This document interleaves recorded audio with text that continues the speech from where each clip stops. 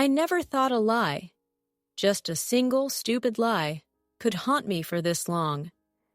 It wasn't a crime. It wasn't violence.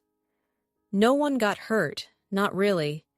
But sometimes when I close my eyes at night, I still see her face.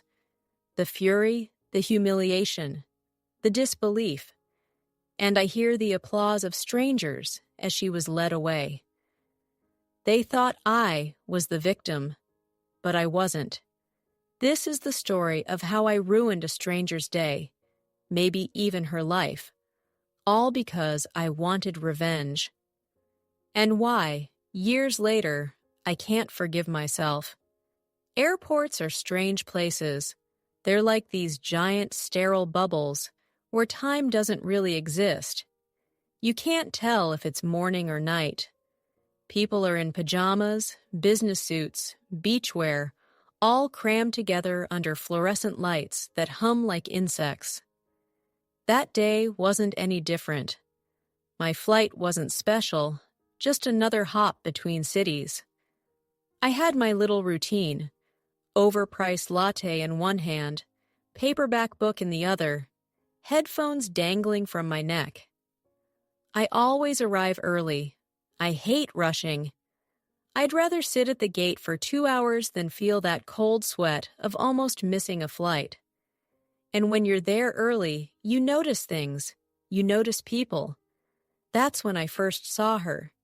She didn't just walk. She cut through the crowd like a blade.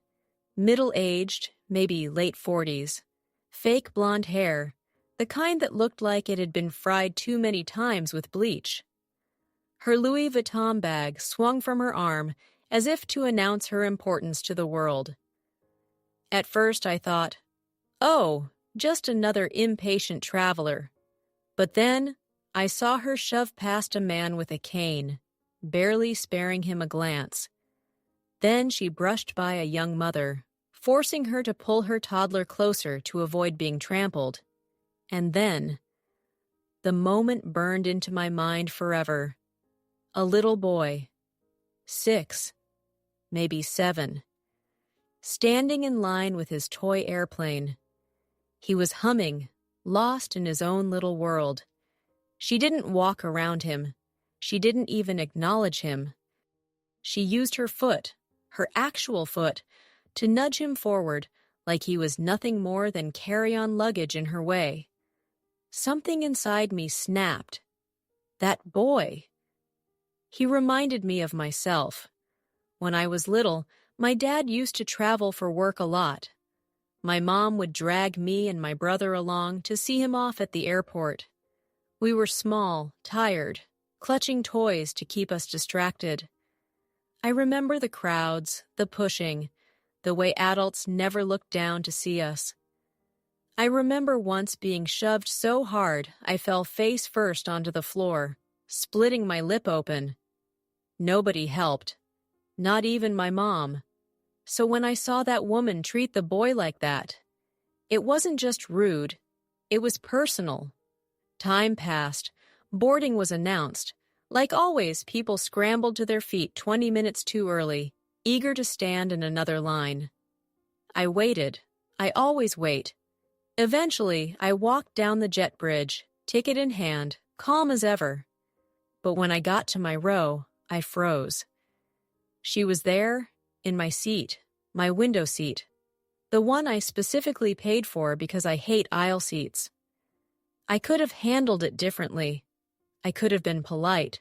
I could have asked her to move. But instead, I felt that anger bubble up again. That image of the little boy wouldn't leave me. And suddenly, I wanted her to feel small, just once. So I lied.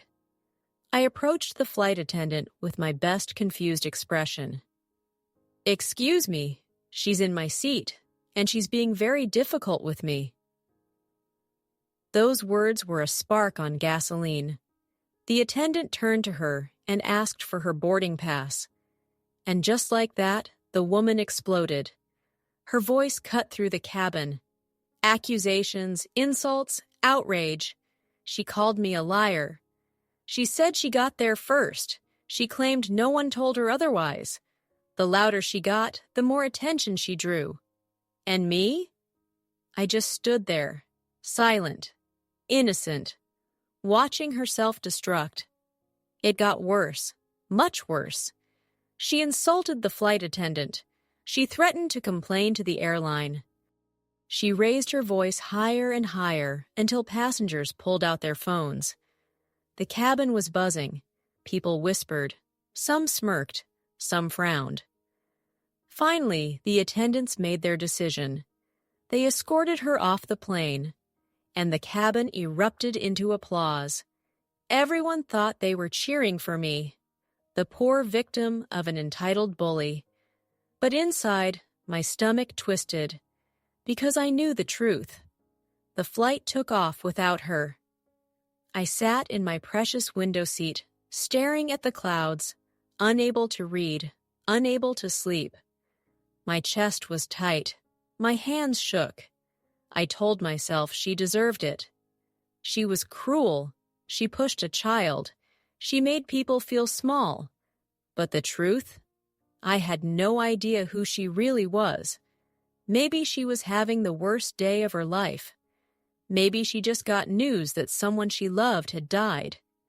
Maybe the bag wasn't even real. Maybe it was all she had, a cheap knockoff to make her feel less invisible. But none of that mattered, because I had lied, and that lie had consequences. Later, I found out she had to wait 2 full days for another flight. I don't even know how I learned that. Gossip travels fast in airports. Maybe I overheard a crew member. Maybe I read it somewhere. But I know it's true. 2 days. I don't know what she missed. A wedding, a funeral, a last goodbye. I'll never know. And that's what eats me alive. Every time I travel now, I see her in my mind. Her anger, her humiliation, her disbelief as people clapped while she was dragged away.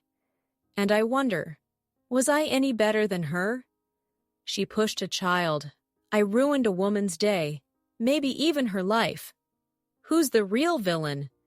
This is why I'm telling you this now, not for sympathy, not for forgiveness, but because secrets rot inside you, they fester, and mine has been eating me alive. I wanted revenge. I wanted justice for a little boy I didn't even know, and maybe, in a twisted way, I got it. But at what cost? Because when I look in the mirror, I don't see a hero, I see her.